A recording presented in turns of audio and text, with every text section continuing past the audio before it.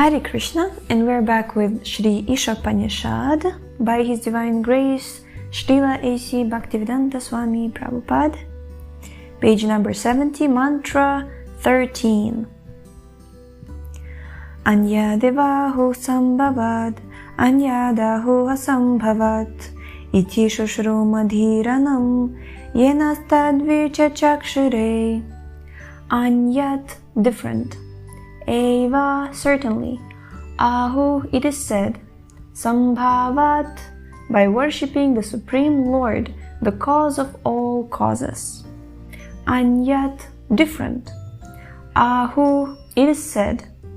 Asambhavat, by worshipping what is not the Supreme. Iti, thus. Shushruma, I heard it. Dhiranam, from the undisturbed authorities. Yea, those.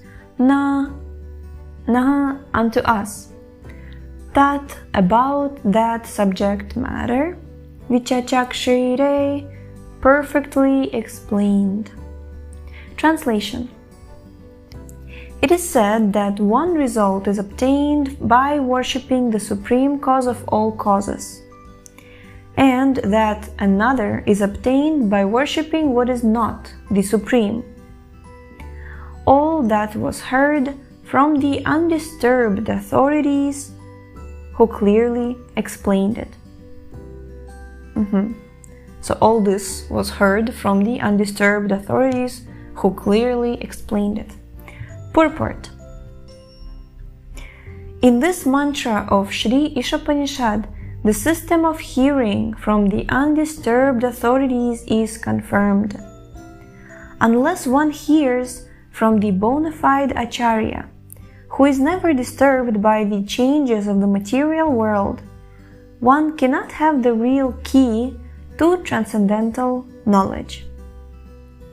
The bona fide spiritual master, who has also heard the Shruti mantras or Vedic knowledge from his undisturbed Acharya, never manufactures or presents anything which is not mentioned in the Vedic literature.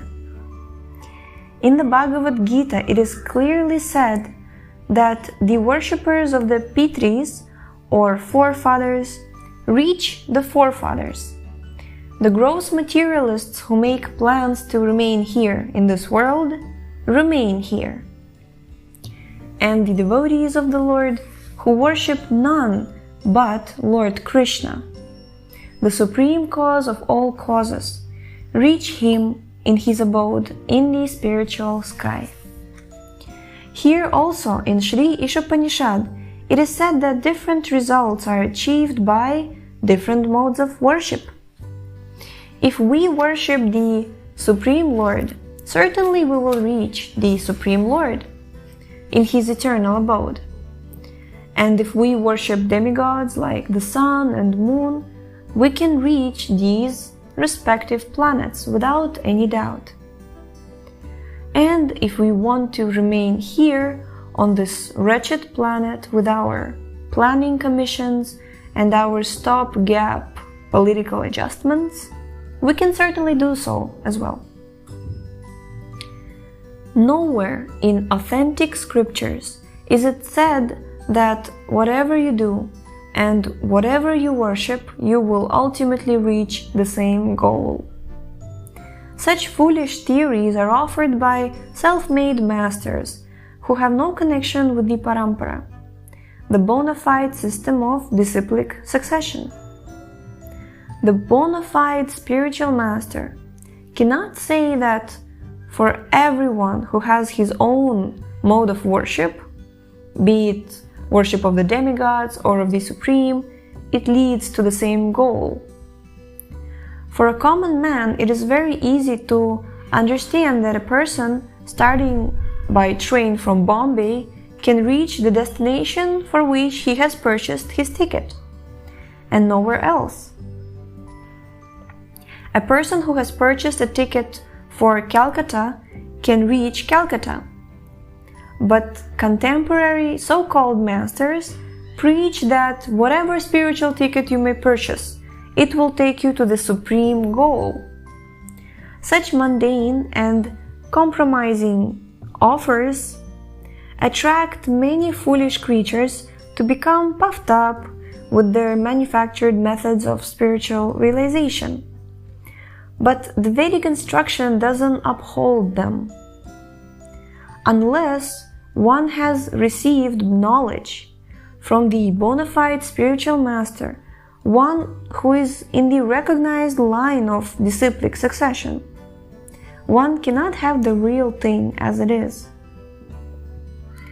The Bhagavad Gita says, quote, "Thus, O chastiser of the foe, the yoga principles of the Gita were known to the great kings. But the Parampara system being broken, these principles appear to be lost." Now these principles appear to be lost.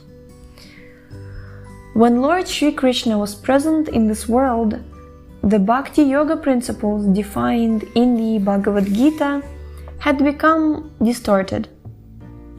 And so the Lord had to re-establish the disciplic system, beginning with Arjuna, who was the most confidential friend and devotee of the Lord.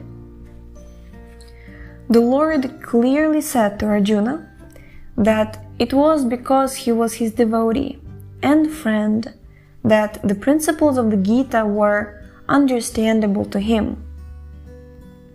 In other words, no one can understand the Gita who is not a devotee and friend of the Lord. This means that only one who follows the path of Arjuna can understand the Gita. At the present moment, there are many interpreters of the sublime knowledge, sublime dialogue, who have nothing to do with Arjuna or Lord Krishna. They interpret the verses of the Bhagavad Gita in their own ways and postulate all sorts of rubbish in the name of the Gita. Such interpreters believe neither in Sri Krishna nor in his eternal abode. So then, what can they explain about the Bhagavad Gita?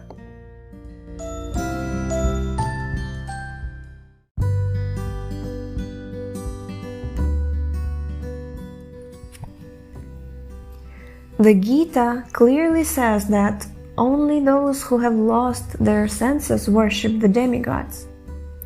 Krishna ultimately advises that one should give up all other ways and modes of worship and surrender unto him only. Those persons who are cleansed of all sinful reactions can have such unflinching faith in the Supreme Lord. Others will continue hovering over the material sphere with their paltry ways of worship and thus will be misled from the real path, understanding under the false impression that all paths lead to the same goal. In this mantra, the Sanskrit word sambhavat, worship of the Supreme Cause, is very significant. Lord Krishna is the original personality of Godhead, and everything that exists has emanated from him. In the Gita, the Lord explains himself. He says that he is the creator of everyone, including Brahma, Vishnu, and Shiva. And because these three principal deities of the material world are created by the Lord, he is the creator of all that exists in the material and spiritual worlds. In the Atharva Veda, it is similarly said that one who existed before the creation of Brahma and one who enlightened Brahma with Vedic knowledge is Lord Sri Krishna. Quote, "The Supreme Person desired to create the living entities, and thus Narayana created all the beings. From Narayana, Brahma was born. Narayana created all the Prajapatis. Narayana created Indra. Narayana created the 8 Vasus.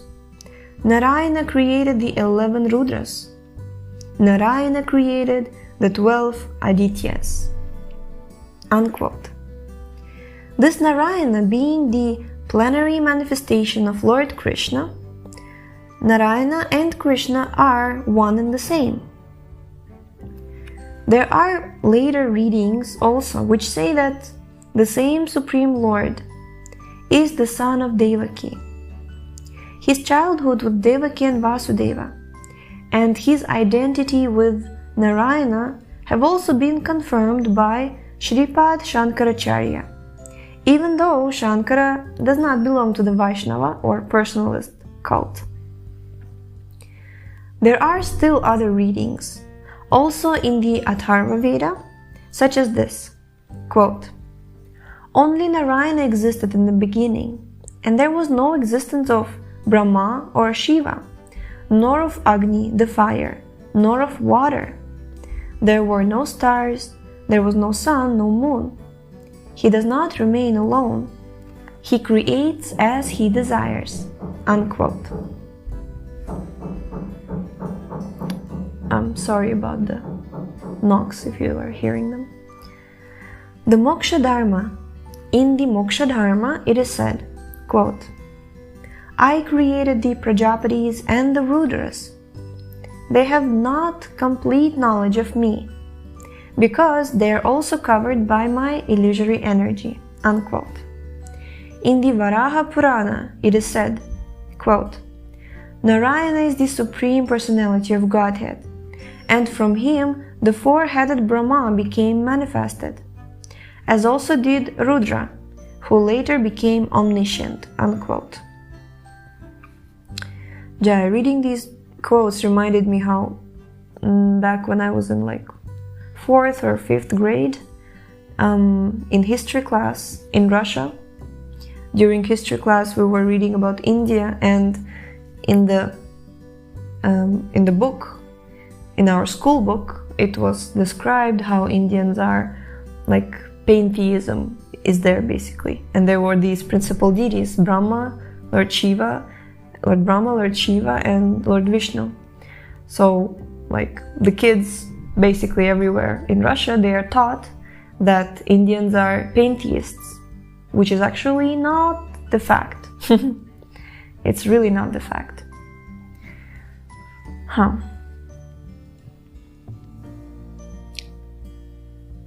Thus, all Vedic knowledge, all Vedic literature will confirm this view that Narayana or Krishna is the cause of all causes.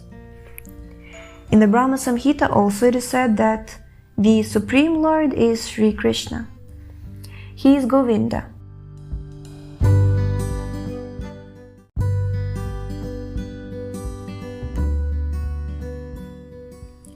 He is Govinda, the delighter of every living being, and he is the primeval cause of all causes. The really learned person will know all this by the evidence of great sages and the Vedas, and will thus decide to worship Lord Krishna as all in all. Persons are called Buddha or really learned, who fasten themselves only to the worship of Sri Krishna. This conviction can be established when one hears the transcendental message from the undisturbed Acharya with faith and love. One who has no faith in or love for Lord Krishna cannot be convinced of the simple truth. Such faithless persons are described in the Bhagavad Gita as mudhas, foolish as the ass. It is said that the mudhas deride the personality of Godhead because they don't have complete knowledge from the undisturbed Acharya. One who is disturbed by the whirlpool movements of the material energy is not qualified to become an Acharya. This is very, very beautiful. Beautiful. I want to say interesting and beautiful. It's beautiful. Okay. Undisturbed. Undisturbed. Dhira, undisturbed. So that's why, right, when somebody's too emotional and panicking and, hysterical, you don't really find themselves, you don't really find them to be like, the source of the absolute truth and perfect knowledge, isn't it? Because you immediately think that, okay, first of all, they're biased. Second of all, they're not acting with a cold head. Like, my husband is a doctor, and one thing that really struck me one time when I got really hurt, and I was expecting to hear some kind of some kind of like emotional support, but he began acting like with a cold head, like thinking what should be done, like calling the specialist and that, and I felt like emotionally unsupported. Then he explained to me that actually, they're trained as doctors to, have a cold head in these situations, because if you will be all emotional, then you can't really do what is the best for the patient. So all of this makes sense. Okay.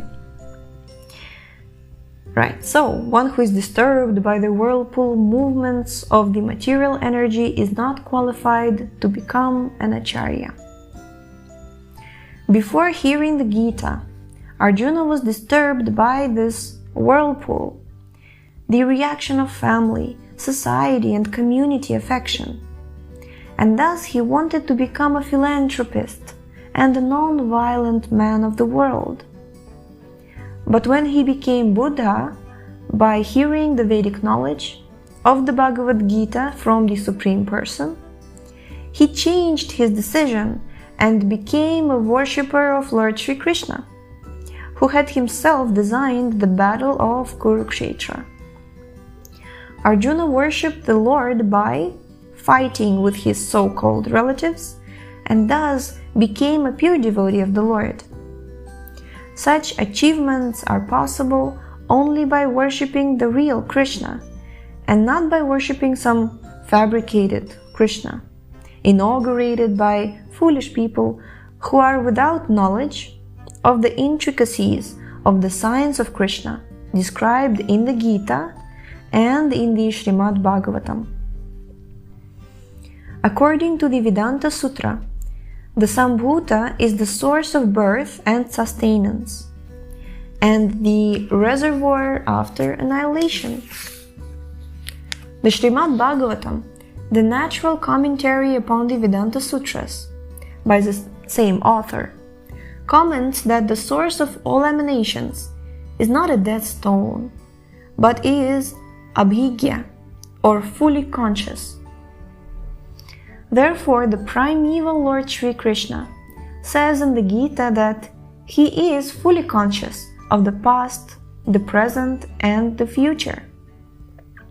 And no one, including demigods such as Shiva and Brahma, knows him fully.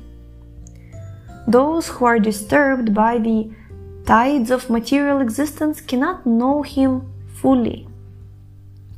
Such half-educated spiritual masters try to make some compromise and make the mass of human beings the object of worship. They do not know that such worship of the masses is not possible, nor are the masses perfect.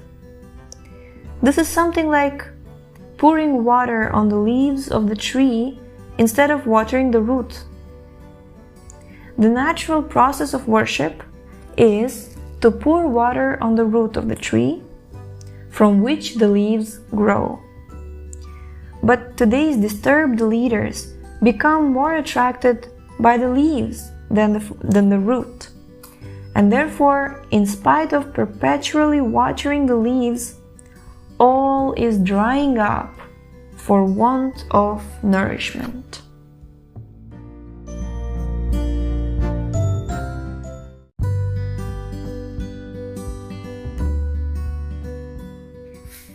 Shri Īśopaniṣad advises us to pour water on the root, the source of all germination.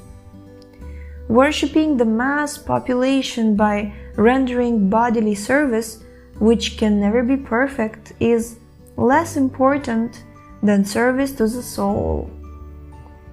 The soul is the root generating different types of bodies in terms of the law of karma or material reaction.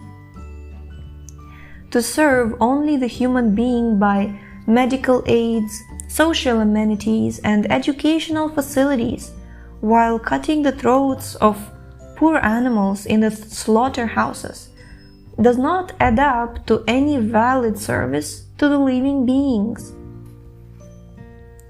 The living being is perpetually suffering from the material disease of birth, death, old age, and disease in different types of body. The human form of life is a chance to get out of this entanglement of material existence. This can be done simply by re-establishing the lost relationship of the living entity with the Supreme Lord. And the Lord comes personally to teach us this philosophy of surrender unto the Supreme, the Sambhutam. Real service to the mankind is to teach surrender unto the Supreme Lord and to worship Him only with full love and energy. That is the instruction of Sri Īśopaniṣad in this mantra. The simple way to worship the Supreme Lord in this age of disturbance, the age of disturbance, is to hear and chant about His great activities. The mental speculators, however, think of the activities of the Lord as imaginary, and therefore they refrain from any such hearing process and invent some jugglery of words without any substance to divert the attention of the poor innocent mass of people. Instead of hearing the activities of Lord Krishna, they prefer to advertise themselves by inducing their followers to sing about the pseudo-spiritual master. In modern times, the number of such pretenders has increased in considerable numbers, and it has become a problem for the pure devotees of the Lord to save the mass of people from the unholy propaganda of these pretenders and imitation incarnations of God. The Upanishads indirectly draw our attention to the primeval Lord Sri Krishna, and the Bhagavad Gita, which is the summary of all Upanishads, directly points out Sri Krishna. One should therefore hear about Krishna as he is in the Gita or in the Srimad Bhagavatam, and that will gradually help him in cleansing his mind of all contaminated things. We should really not take this lightly, honestly. Like sometimes, many times actually, like you read and then you come across these, like Prabhupada always points out, Shravanam, Kirtanam, hearing and chanting. And we accept it, but like how many times a day or how many hours a day do we actually hear, and how much of what we hear is actually glorifications of Krishna? Because honestly, if you actually do it with love and faith, then it's actually working. Like really, it's working. I just recently had a situation where like my like physically and emotionally it was very challenging, but somehow like it went past me by, you can say, like in a way that I just felt myself to be so like internally, like I'm not trying to, you know, like I don't know, brag about anything, but I'm just saying that I'm just so grateful that to Srila Prabhupada, that he has given to us the perfect formula and he has explained to us the essence of spiritual practice and bhakti yoga, because really it makes life so much easier. I mean, it really eliminates the sufferings and really makes you closer to becoming who you really are. Okay. The Bhagavatam says, quote, by hearing the activities of the Lord, one draws the attention of the Lord towards the devotee. And the Lord, being situated in the heart of every living being, helps the devotee by giving him proper direction, unquote. The Bhagavad Gita also confirms this. Haribol! This inner direction of the Lord cleanses the heart of the